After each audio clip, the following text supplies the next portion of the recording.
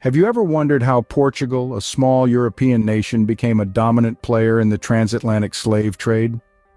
Let's take a journey back to the 15th century, an era of discovery and exploration. Portugal, under the guidance of Prince Henry the Navigator, embarked on a series of ambitious maritime expeditions. These voyages led to the discovery of the African coast, a land rich with resources and potential for trade. As Portuguese explorers ventured further, they initiated trading activities with local communities. However, this was not the benign exchange of goods one might hope for. Instead, it marked the beginning of a sinister trade, one that involved the buying and selling of human lives. Prince Henry, despite his noble title, played a pivotal role in fostering these explorations and in turn the onset of the transatlantic slave trade. Thus began Portugal's deep-seated involvement in the transatlantic slave trade. But how did Portugal evolve from a mere participant to a leading force in the slave trade? Well, it all started in the 16th and 17th centuries when Portugal was busy expanding its colonies in Africa and America. By this time, Portugal had carved out a significant role in the transport of slaves from West Africa to the Americas, particularly Brazil.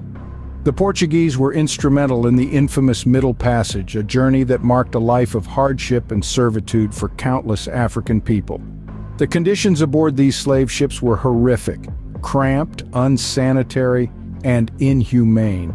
As for the scale of the trade, it was massive. Portugal transported an estimated 5 million Africans across the Atlantic.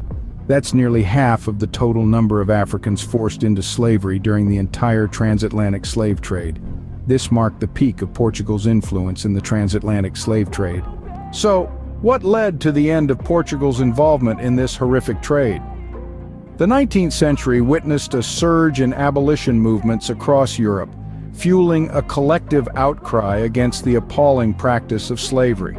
This rising tide of sentiment did not leave Portugal untouched.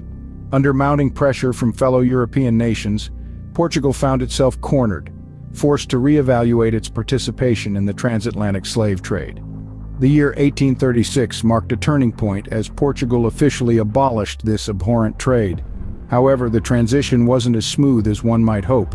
Portugal replaced its slave trade with a system of contract laborers. This was, in essence, a thinly veiled continuation of the slave trade, with individuals coerced into labor under exploitative contracts. The transition was, therefore, more of a rebranding than an absolute end to the inhumane treatment of African people.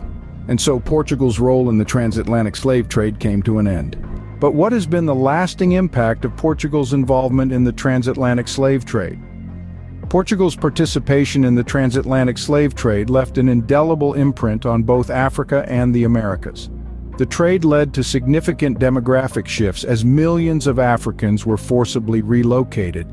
These populations contributed to the cultural melting pot that the Americas is known for today, infusing their rich heritage, languages, and traditions into the new societies they were thrust into. Moreover, the slave trade had far-reaching economic implications. It bolstered Portugal's economy, setting the stage for the country's emergence as a dominant global power. Conversely, it devastated African economies, a blow from which they are yet to fully recover. Today, the enduring racial disparities and social inequalities tied to the transatlantic slave trade are stark reminders of this brutal chapter in human history. The echoes of Portugal's involvement in the transatlantic slave trade reverberate to this day, a testament to the profound influence of historical events on the present.